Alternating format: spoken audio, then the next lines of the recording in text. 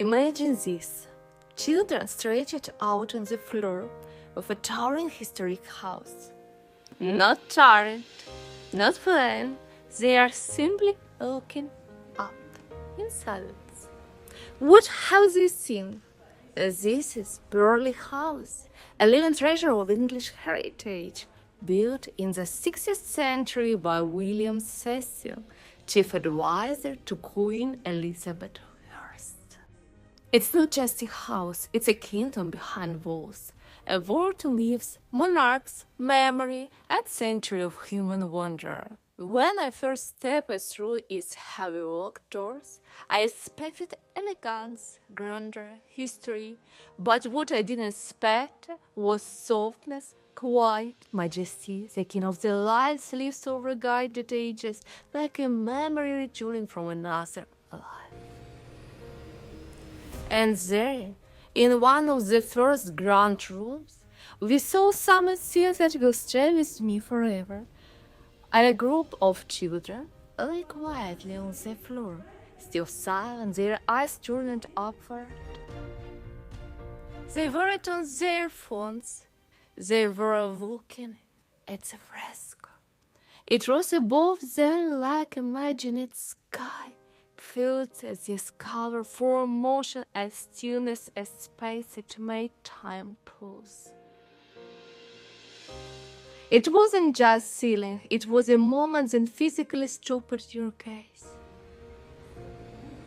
And I thought, what a beautiful idea to meet art like this, simply, deeply lying on the floor, with its ceiling where time stands still. Today, it spoke to them, and they felt the breeze history and art through the centuries. Burghley House has seen wars and coronations, banquets for queens, visits from poets and painters, and has endured fierce political storm and the shifting centuries. But its garden still blooms, the deer still walks the park, its frescoes still hold eyes of those who enter. There is even legate that is one of hidden passages. You can feel the presence of Mary Queen of Scots, who passed near beyond arrest. They say her name was whispered in this house long after she had gone. As an artist, I feel something familiar here. Not because I live in a palace, but because I understand the language of quiet places. I walk slowly, letting my hand glide along wooden banisters, wondering how many hands touched it before mine, how many hopes and fears passes through the very corridors. I imagine William Cecil writing letters by candlelight, and his daughter Anne sketching in the garden, trying to catch the way sunlight fell on her rose.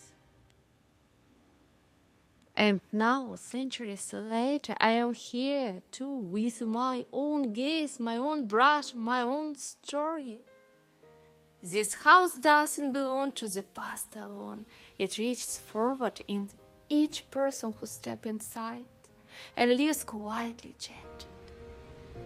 Sometimes I wonder, am I looking at Burghley House, or is it looking at me? Because when you stand beneath a ceiling painted hundreds of years ago, and something gently stirs within you, beginning to wonder the history is watching you back. Maybe that's what the children felt. Maybe that's what I feel too. Burghley House doesn't ask for reverence. It offers recognition. It opens to arms to those who haven't stopped looking up.